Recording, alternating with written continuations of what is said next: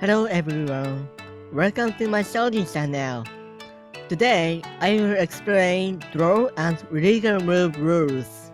This is the first video in a series on Shogi rules.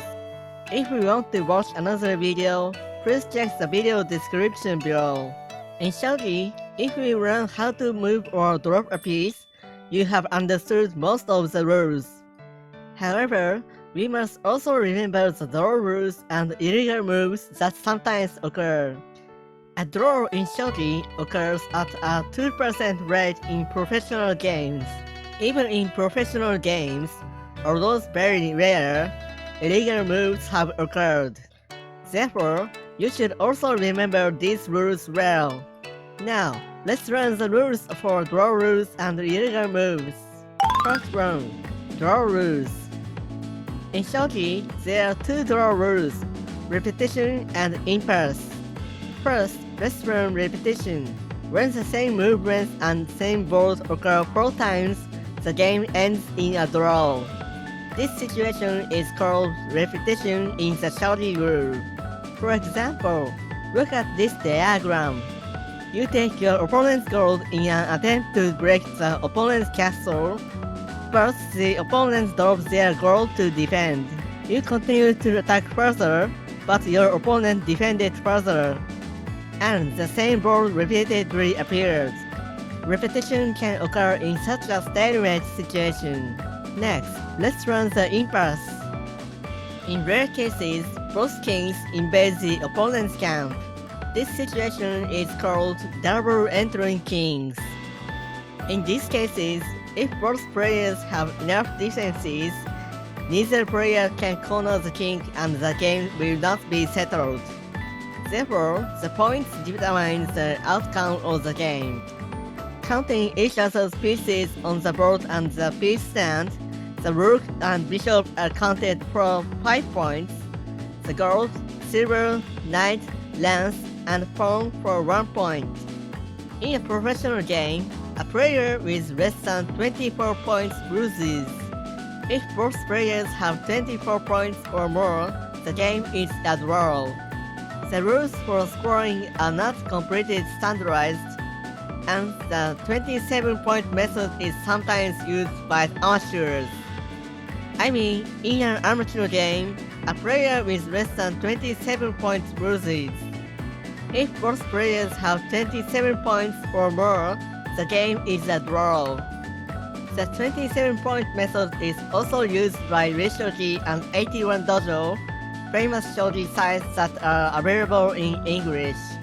Next, learn the rules of ball play. First 2. Illegal moves. There are 4 main types of ball rules in shogi.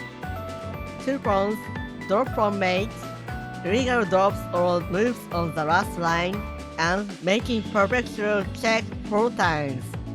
I will explain each rule in order.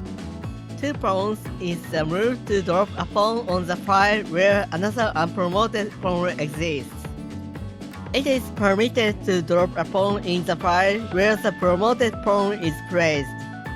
When dropping pawns, be careful, as this rule restricts where you can drop them. I think this is one of the most important rules of illegal moves to be careful of, as this rule has occurred even in the professional player's game. Drop from mate is a fall to checkmate the opponent's king by dropping a pawn. On this board, the pawn was dropped to checkmate, but it is an illegal move. On the other hand, moving a pawn to checkmate the opponent's king is not a fall. This is called push pawn mate. This is a slight difference, but it can make the difference between winning and losing, so please remember this rule as well.